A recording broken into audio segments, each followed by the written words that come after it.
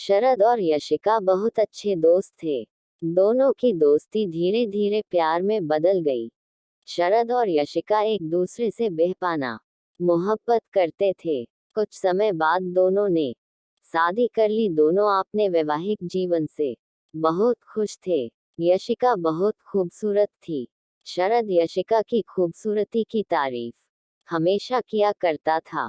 लेकिन कुछ सालों बाद यशिका को चरम रोग हो गया। यशिका की खूबसूरती धीरे धीरे बदसूरती में बदलने लग गई।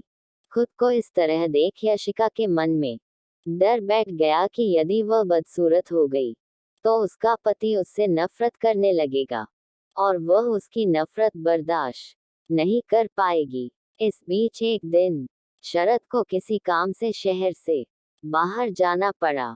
काम खत्म कर जब वह घर वापस लौट रहा था, उसका एक्सीडेंट हो गया।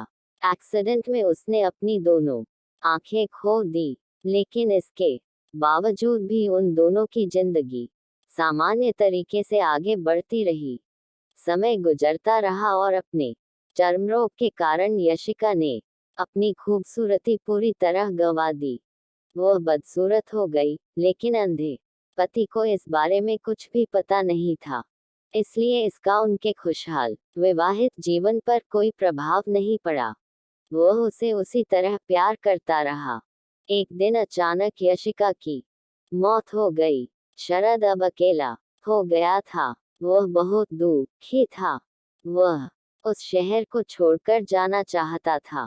उसने अंतिम संस्कार की सारी क्रियाविधि पूर्ण की और शहर छोड़कर जाने लगा।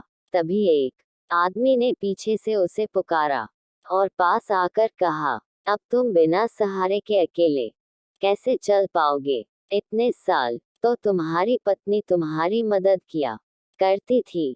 पति ने जवाब दिया, दोस्त, मैं अंधा नहीं हूँ। मैं बस अंधा होने का नाटक कर रहा था, क्योंकि यदि मेरी पत्नी को पता चल जाता कि मैं उसकी बदसूरती देख सकता हूँ, तो यह उसे उसके रोग से ज्यादा दर्द देता। इसलिए मैंने इतने साल अंधे होने का दिखावा किया। वह बहुत अच्छी पत्नी थी। मैं बस उसे खुश रखना चाहता था। सीख, खुश रहने के लिए हमें भी एक दूसरे की कमियों के प्रति आंखें बंद कर लेनी चाहिए और उन कमियों को नजरअंदाज कर देना चाहिए।